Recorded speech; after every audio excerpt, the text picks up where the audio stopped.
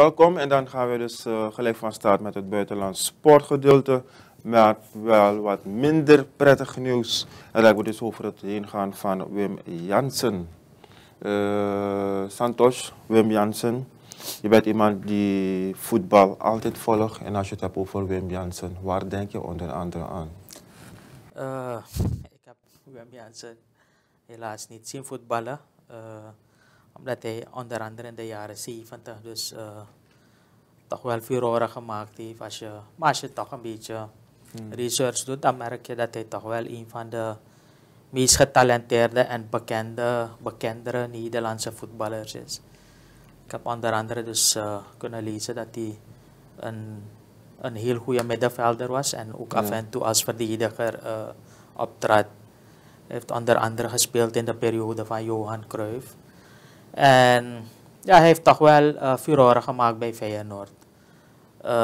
Heel wat prijzen aan elkaar geregeld met deze club.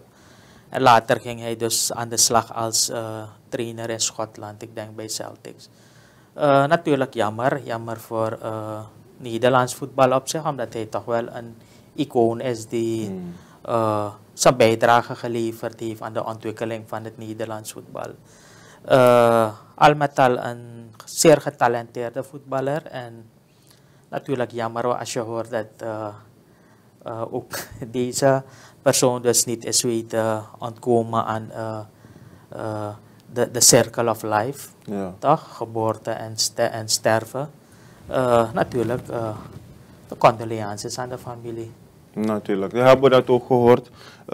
Wim Jansen, geen voetballer die het leeder makkelijk kan afpakken. Hij heeft zijn vloeren gemaakt, hij heeft zijn sporen verdiend als het dus gaat om Nederlands voetbal.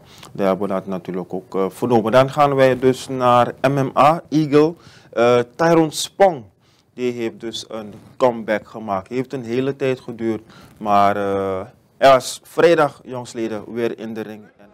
3 5-minute rounds in the heavyweight division. Left side of your screen, Sergey Haratonov on the right, Tyrone Spong. Don't blink. Don't take a piss break. Don't step away. This thing can end quite quickly. Hey, they both made contact. Sergey with a jab, Tyrone with a fast and powerful inside leg kick. Sergey is not afraid to fight. Tyrone's got to move his head. Yes, he does. And don't, yes, he can't forget that he's a kickboxer. He can't forget that. I know he's been boxing for a long time, but you can't forget that you got kicks too. Yeah, well, he used them, leg kick and body kick, right on the money. We also have to understand that Haratonov right now is pressing because he wants the takedown. This is exactly the position that he wants.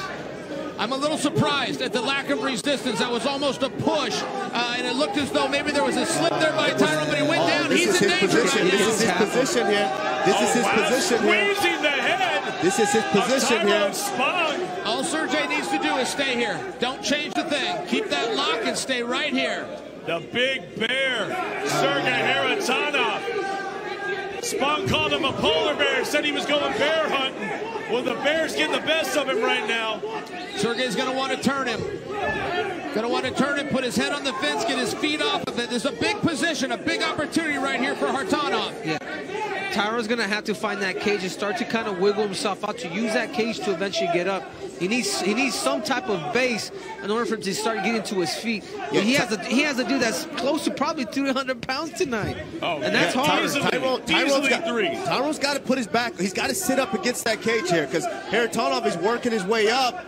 He's working his way up high. Tyrone's got to put his back up against the cage and look to try to work his way back up. It's another day that at the office. That is a big boy on top. Yes, that is a big boy on top. Well, this is a mental relief for Haratonov. Haratonov certainly was a little worried to be on his feet. That arm bar here. He's found himself in a favorable position. And Spong brought back down. Spong needs to get to the cage, so he's doing a better job. He's in a better position now than he was earlier. Tyrone's doing a good job here, but he's got to look to at least get his back up against the fence and not. Still so much time on the clock here as Tyrone Spong underneath the big body of Sergey Haratonov, the Russian, in control. he's doing a good job too of conserving his energy here, because he's not wasting too many of those big explosive movement there, because he knows if he's able to make it out of this round, he's going to be fresh for that next round. Yeah, Sergey's in a great position. He's landed, he's somewhat rested, but also that size is doing the work. He doesn't have to sit up and score with the judges. He needs to make Tyrone work, and he's doing that. This is where the experience comes in, guys. Tyrone's just going to have to survive this round. He's going to have to take that L for round one, because this is a big dude. This is a big dude. We're talking about a Brock Lesnar type big man, for those who don't know who Haratonov is. He's a big guy, but Tyrone's staying calm here, as he should, because you don't want to panic here and then end up in a worse position. He needs to hold on here, either ride this round out or look to be able to shrimp out, push on one of those knees, and get back into a half guard. Well, he said getting back into MMA training was the hardest thing he's had to do, just to do the wrestling in the BJJ practice. And now he is dodging punches from the big man, the paratrooper. Well, and think of how tiring this is for Spong. Right, you got anxiety right now, you got fear, you got a 300-pounder on top of you. There's a lot of things to think about that are taking the energy out of the tank. Meanwhile, Sergey, he's taking deep breaths. He's relaxing. This could pay off later should this fight see the second round. Continue to hug, look for the underhook, find every position to eventually dive. I mean, he just has to rope-a-dope in there a little bit, because that Haratonov he's started to unleash a little bit here, but he needs to squiggle out, look for the underhook, find a way to hug him.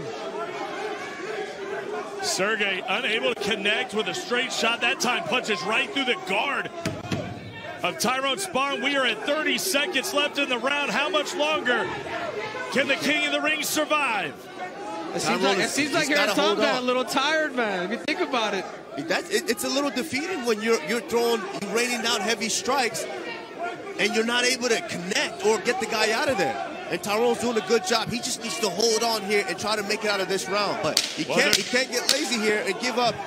Haratonov is setting up that Americana. There is light at the end of the round here for Tyrone Spong, and it looks like he's going to make it. Round in the can. One around for Sergey Haratonov. Now you want to ask how much energy, how much of that battery was drained too for Tyrone Spong. Because keep in mind, Haratonov is tired too, but the guy that's getting punished. And here we have the kick that Tyrone Spong ended up kicking.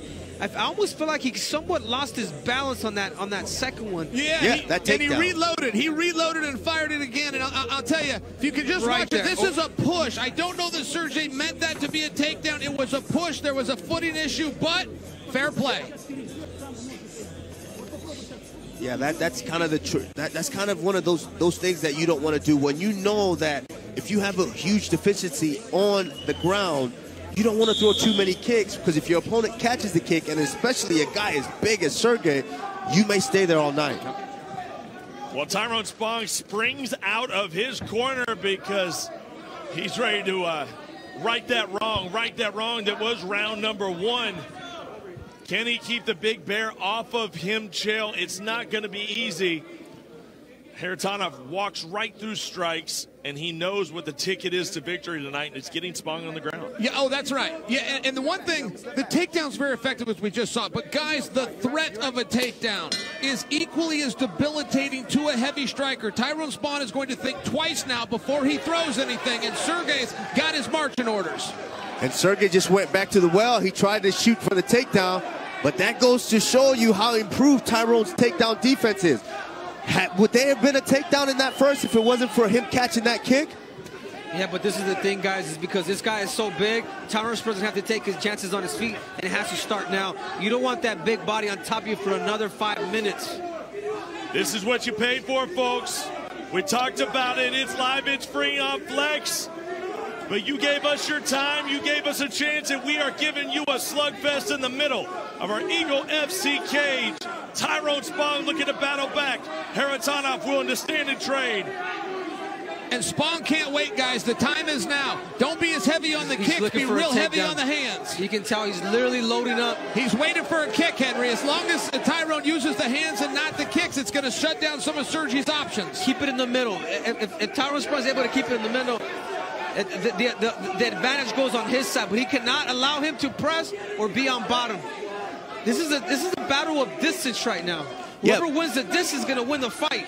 Yeah, but one thing that Tyrone is doing very, very well is Sergey's doing a good job of covering up, and those shots aren't getting through. So Tyrone's moving him. Get him to move his feet with you, then those jabs start to land just like daggers, straight to the face. Sergey needs to keep this pressure, guys. Get him into the fence. Go ahead and push him in there. Clinch him. Get your hands on him. Yeah, he needs that jab to continue to keep putting it at bay because it allows him to be at distance. Here we go again. Back to square one for the king of the ring. He was waiting on that mistake. Haratonov was hunting, and he got his man. And Cyrus, this is the position Kamaru Usman was talking about in the first round. Right now, Tyron needs to get his back on the fence, start gaining elevation, start doing what we call a wall walk. He can't sit here and rest. He's got to get those shoulder blades. You don't want your head on the fence. You want your shoulders on it. Great transition. And you see Sergey going in for that north-south choke there position. But Tyrone's got to stay calm here. He's got to look, whenever he gets a chance, he gets any type of time, he's got to be able to get his back up against that cage and start to shrimp up.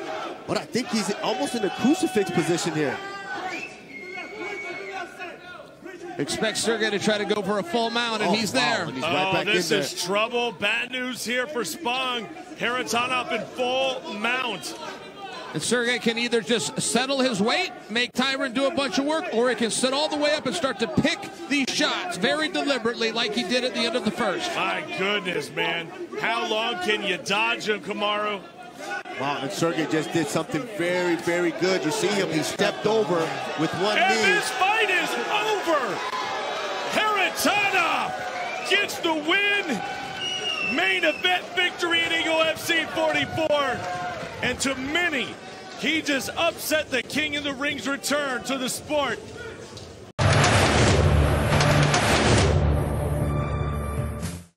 Tyrone Spong versus Antonio Silva. Als je de naam Tyrone Spong hoort, dan heb je het over de King of the Ring. En die is uiteindelijk terug. Ja, natuurlijk goed voor deze vechter. Ik dacht dat ik ergens las dat het na 9 jaar weer is dat hij dus in zo'n MMA-partij dus zijn kunnen heeft laten zien. Maar we hopen natuurlijk vanwege zijn sporen die hij verdient heeft, heeft het niet alleen in MMA, maar ik denk ook als Thai-boxer, kickboxer, box ook.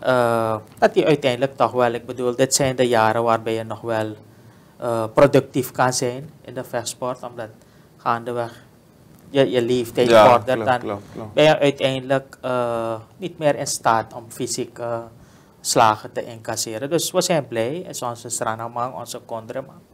Niet van niemand daar heeft die de bijnaam King of the Ring, heeft zijn sporen verdiend. En het was toch wel fijn om hem dus na zo lang weer actief te zien. En we hopen natuurlijk dat het niet zo lang weer gaat duren voordat we hem weer in actie mogen zien. Nice. En we zullen dus heel kort houden. Welkom back, Tyrone Spong, King of the Ring. En we zijn dus benieuwd naar jouw verrichtingen. Als er zijn een vechter die niet weg te denken is in Suriname, maar natuurlijk ook internationaal. Dan gaan we verder. Australian Open, de damesfinale. Hebben we gehad Asgay Barty versus Danielle Collins.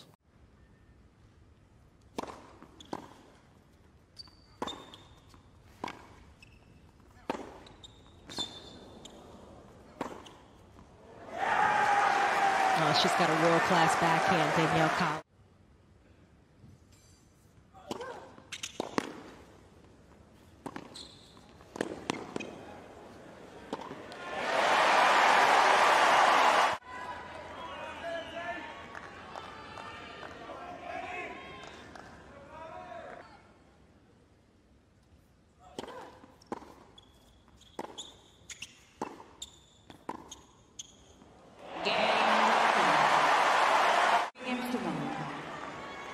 Barty's ability to reset and get back to what are the strengths of her game have been impressive. Does it again there.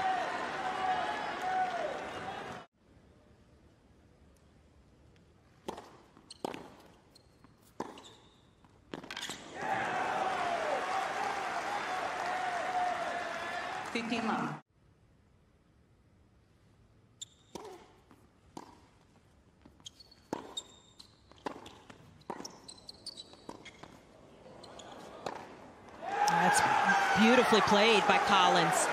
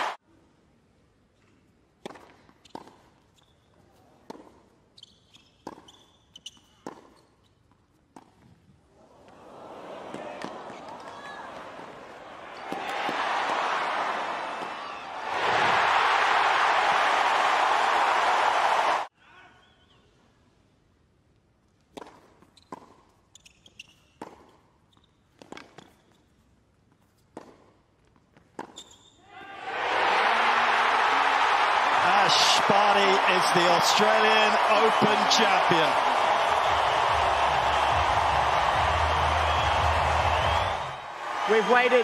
We've waited a long time to be able to crown a home hero here at Melbourne Park.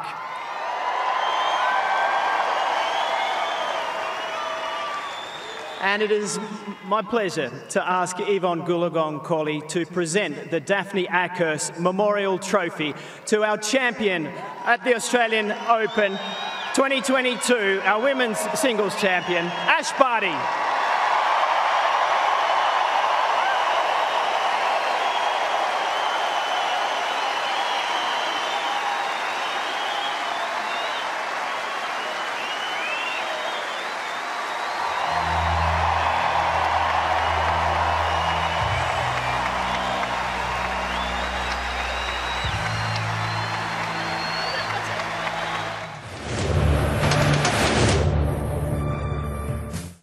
Naast de dames zijn natuurlijk ook de heren in actie gekomen en daarna zal ik dus met Santos praten over het gebeuren van Australian Open, de finale van de dames en de heren.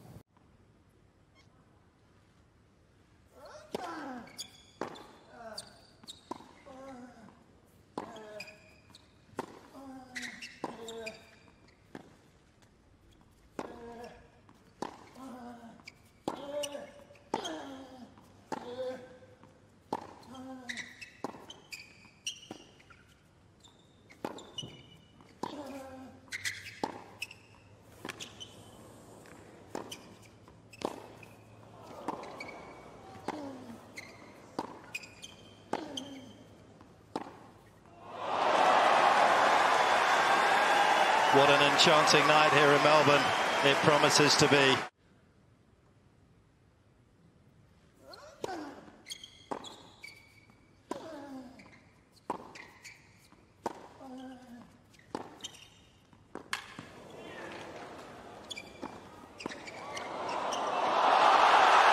Outrageous.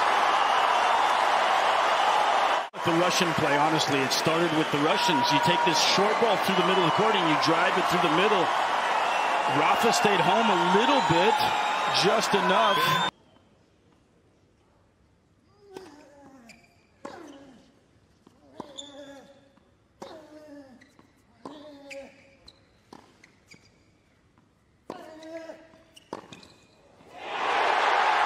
That is the best shot he has ever hit. Medvedev trying to create offense on that forehand, and he had Rafa on the run. Just counters with back down the line.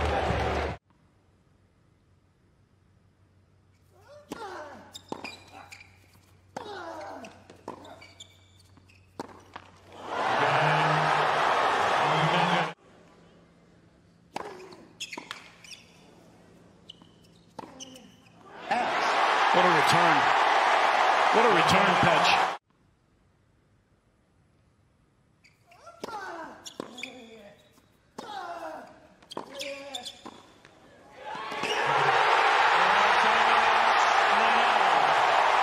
It's the miracle in Melbourne. 6-4, 6-4, 7-5. Great work, Daniil.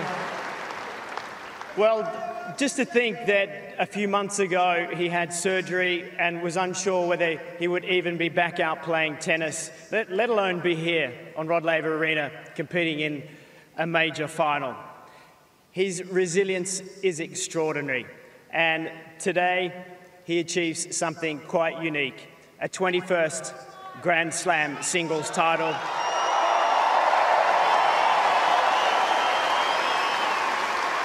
Our champion for the 2022 Australian Open men's singles, Rafael Nadal.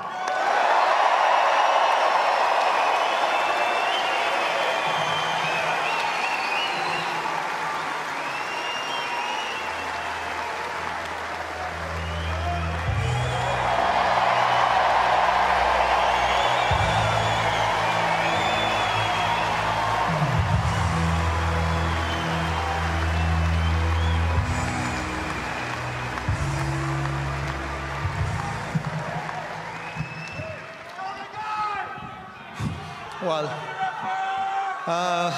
good evening, everyone. Well, good evening, no, good morning, at least.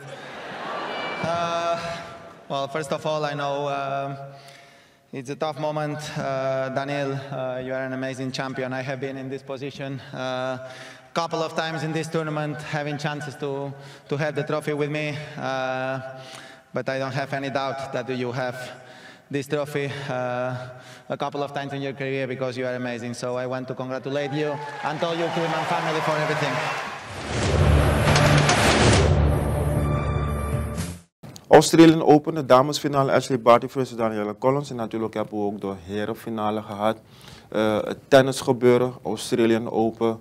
Altijd veel aandacht voor zo'n tak van sport. Nee, natuurlijk, Ivan. Dit is het eerste Grand Slam toernooi. Er zijn 4. Wimbledon, US Open, French Open en Australian Open. Dit is natuurlijk de eerste van deze grote Grand Slam toernooien die er zijn. Belangrijk is natuurlijk de shift die je merkt in aanwas van nieuwe namen, bekendere namen die je dus nu niet meer bij hebt, zoals Serena Williams. Maar voor Serena Williams had je ook een tijdperk van Steffi Graf en noem maar op, Martina Hingis, etc. Dus het is ook een ontwikkeling. Je krijgt steeds nieuwere dames, nieuwe aanwas van talenten, etc. Deze toernooien zijn er om te blijven. Andere zijn er al bijna 100 jaar, denk ik. French Open, Wimbledon, etc. Dat is natuurlijk leuk. Je hebt, ik weet niet hoe populair de tennissport in Suriname is. Ik weet wel dat er enkele tennisbanen zijn en dat er ook mensen zijn die een beetje op een laag beetje aan deze sport natuurlijk beoefenen. Maar ook in Suriname heb je natuurlijk dus mensen die deze tak van sport dus echt nauwlettend op de voet volgen. En voor hen is het natuurlijk weer een beetje een snack geweest om te kijken natuurlijk naar dit toernooi. Een lekkere snack om van te genieten, de finale van de Australian Open. Dan gaan wij dus gelijk verder naar Koning Voetbal. We weten dus dat we dit weekend geen Europese competities hebben gehad vanwege onder andere de internationale verplichtingen van de spelers. Te beginnen met de WK-kwalificatiewedstrijd tussen Ecuador en Brazilië.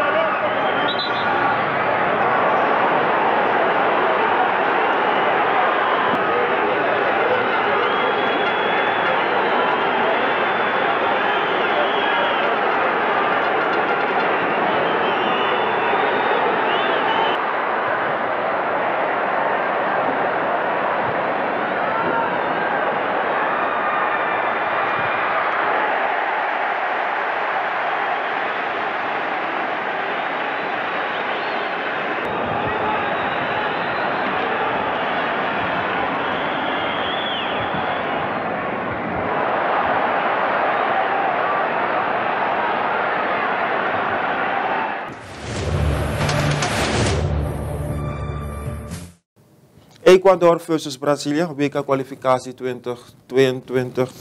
Santos, als je de naam Brazilië hoort, dan heb je natuurlijk over samba-voetbal.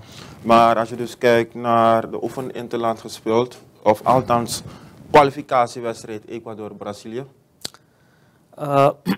Ja, natuurlijk voor Braziliaanse termen natuurlijk geen goed uitgangspunt als je ervan uitgaat dat ze dus gelijk gespeeld hebben. Maar natuurlijk moeten we ervan uitgaan dat Brazilië eigenlijk zich al geplaatst heeft voor het eindtoernooi en dat deze wedstrijd min of meer van administratieve waarde was voor Brazilië. Maar dan nog zijn de Brazilianen toch wel een beetje verplicht aan hun fanfollowing en aan hun natie. Je weet, ze zijn record wereldkampioen met 5 wereldkampioenschappen dus die ze hebben weten binnen te halen. Maar dan nog zeg ik, een wedstrijd gelijk gespeeld. Brazilië is eigenlijk een land dat, ondanks de soms povere resultaten neerleggen, dat ze eigenlijk echt een toernooiteam hebben. En gaandeweg het toernooi zich verder ontpoppen als een echte kanshebber. En hoe matig ze ook spelen, als ze zich geplaatst hebben voor het toernooi, worden ze altijd in één adem genoemd met Argentinië en Duitsland als de grote kanshebbers voor het toernooi. Nice.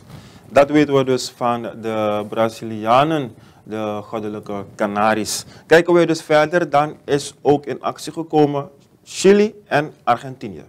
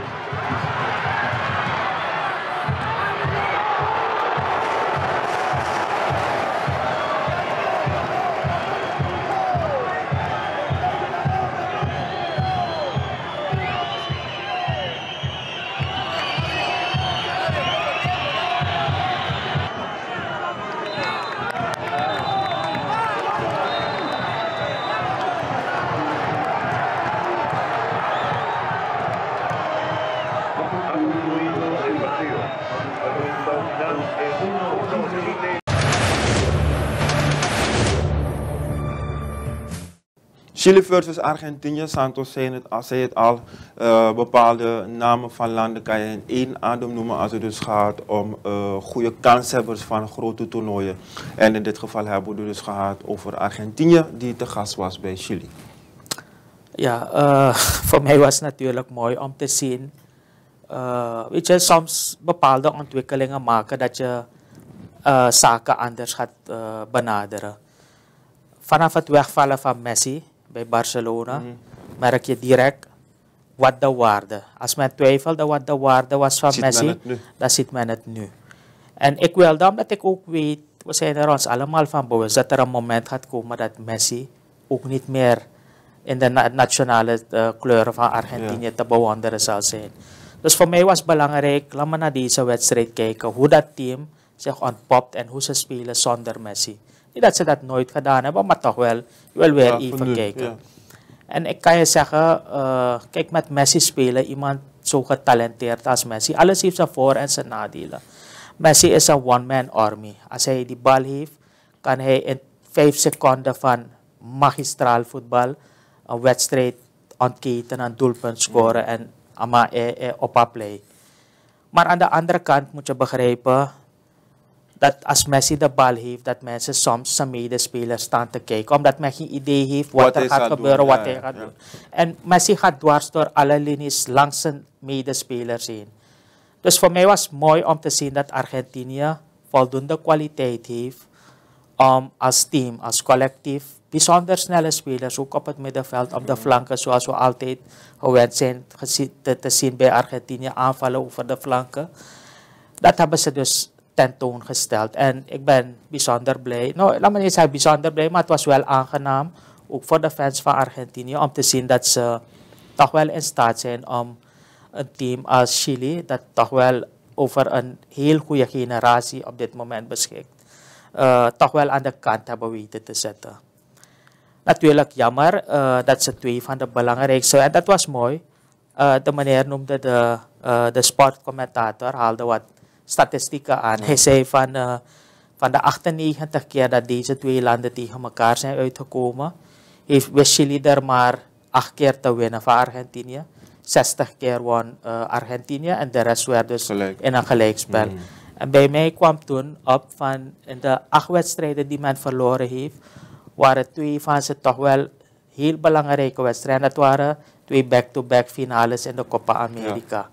Toch, dus je kan Chili, al met al is het toch wel een subtopper. Ja. Toch?